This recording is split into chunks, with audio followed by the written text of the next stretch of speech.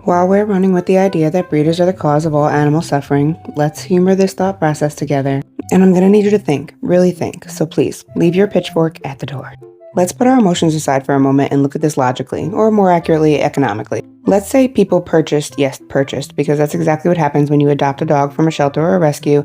It's a transaction, often with charitable intent, but still a market exchange. There's money, value, and a limited resource. That's microeconomics 101. Now imagine communities across America purchased every single shelter or rescue dog. That would be a beautiful thing for the dogs, truly. But do you know who'd be out of entire careers? Every major organization in the system. Shelters, rescues, transports, advocacy groups, trainers, behaviorists, contracted veterinary services, and pet supply partners all rely on and support one another.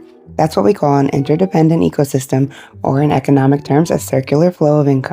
Each sector depends on the next for survival. The cycle sustains itself.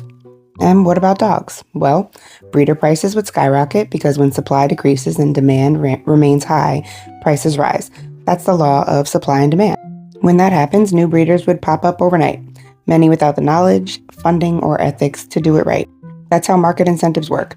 Profit attracts new participants regardless of quality. The result? Poorly bred puppies flood the market, a classic case of adverse selection, sometimes called the lemons problem. Shelters would refill, and the cycle, along with its funding, would start all over again. That's a feedback loop, also known as the cobweb effect, when oversupply and correction keep repeating over time. We've seen this pattern in every industry. Dogs and every aspect of them have been pulled into consumerism, just like everything else. That's commodification, when something with emotional or moral value becomes a product to buy, sell, or break. Does this sound familiar to my Dalmatian people?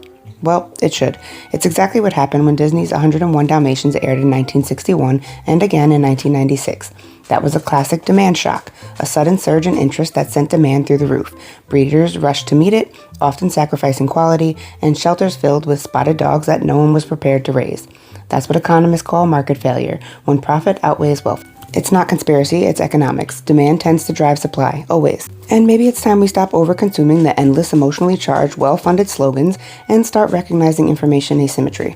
That's when the public is given emotion instead of education, and marketing replaces transparency. If we corrected that imbalance, we'd reduce market inefficiency and make better, long-term choices for both people and dogs. And that's the heart of welfare economics, creating solutions that improve outcomes for everyone, keeping people employed, supporting shelter dogs, and reducing overpopulation ethically. So what would a real solution look like? Training breeders, training owners, that's called human capital investment. Education that raises quality and sustainability across the entire system. I have some ideas, but I certainly don't have all the answers, and I think that's where the conversation should start. And I don't get paid to be here, friends.